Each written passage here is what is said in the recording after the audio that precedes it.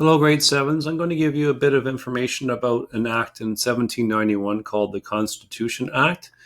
And it was something that resulted from a lot of the Loyalists coming up to present day Ontario and Quebec, although it wasn't called Ontario and Quebec back then. So I'm just going to go to my iPad here.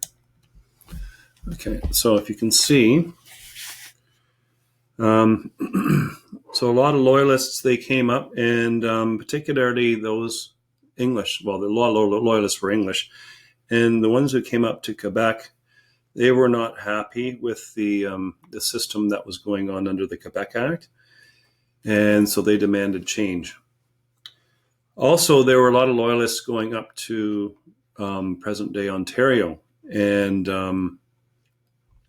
that was another problem too. See, a lot of the whole area was called Quebec, and it was operating under something called the Quebec Act. Okay,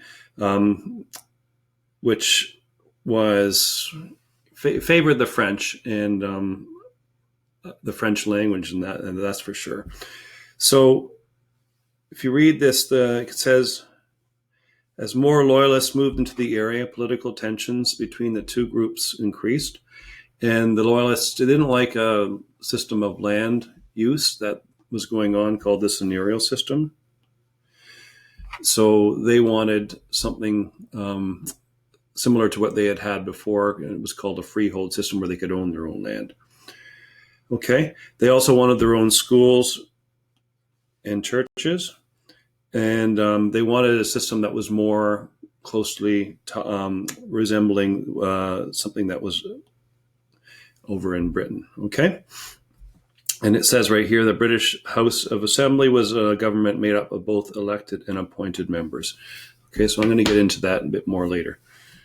So let's go to another note here.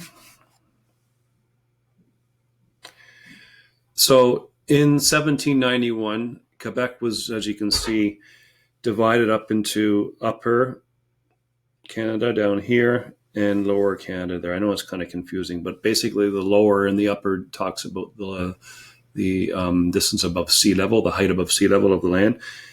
Lower Canada is closer to the ocean, so therefore it is lower ground. Upper Canada is further up the St. Lawrence River, and it's higher. Okay, that's all that is. Okay, so that's what it looked like. It was divided up, and then the system of government, I'm just going to show you another diagram here, kind of looked like this. Okay, so Upper and Lower Canada, they each had their own legislature, if you will, or structure, and they were all under the control of a governor general in Canada.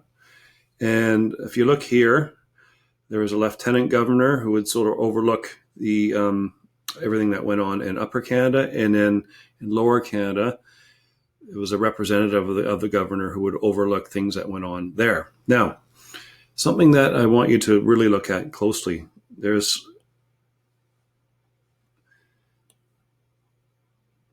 two bodies here, and they're called the Legislative Assembly, and they were actually elected. Okay? As you can see, there was more in Lower Canada because they had a bigger population. Now, these politicians, even though they were elected by the people in the colony, they were overlooked by, or they were overseen by two bodies here, the Executive Council and Legislative Council, and these people were appointed. So these people are down here elected.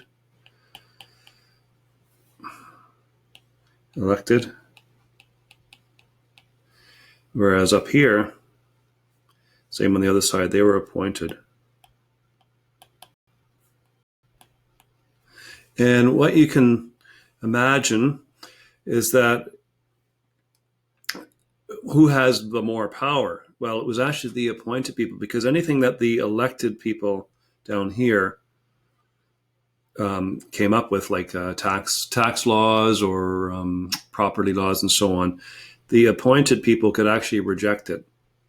So on the surface, the system looked pretty good, but as you can see,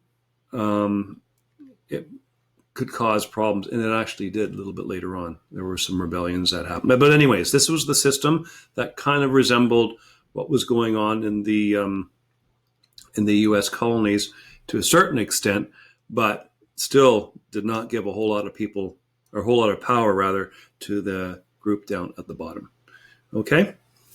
Anyways, I'm going to stop now because that gives you a bit of an idea about what the Constitution Act was all about. Okay?